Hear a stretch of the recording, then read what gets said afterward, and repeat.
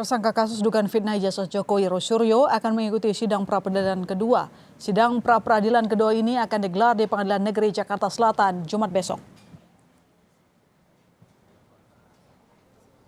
Roy menjelaskan pra-peradilan keduanya akan fokus membahas pasal 32 Undang-Undang Informasi dan Transaksi Elektronik Undang-Undang ITE yang disangkakan oleh penyidik Polda Metro Jaya. Sebelumnya, pra-peradilan Roy Suryo yang menggugat penggeledahan dan penangkapannya dikabulkan sebagian oleh Pengadilan Negeri Jakarta Selatan Selasa lalu. Hakim memutuskan penangkapan penahanan yang dilakukan penyidik Polda Metro Jaya tidak sah.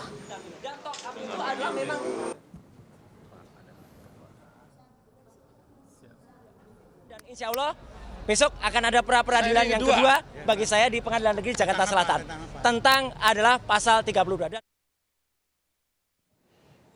Di lain pihak, Polda Metro Jaya siap menghadapi gugatan pra-peradilan kedua yang diajukan tersangka dugaan pencemaran nama baik Jokowi, Roy Suryo. Polda Metro Jaya bakal menelaah putusan pra-peradilan pertama soal penggeledahan dan penangkapan serta penahanan terhadap Roy. Namun, Polda tetap menghormati apapun keputusan dari pengadilan. Menghormati, tetapi kita pahami juga bahwa pokok perkara tetap berjalan. Dalam hal ini kami akan mempelajari, menelaah kembali tentang amar putusan dari putusan pra-peradilan tersebut. Kita sama-sama menghormati dan kita juga akan mempersiapkan pra-peradilan kedua ya terkait tentang penetapan tersangka tentang unsur-unsur pasal ini juga akan kita hadapi di hari Jumat nanti. Tersangka itu tidak masuk dalam objek yang digugat dalam pra-peradilan pertama.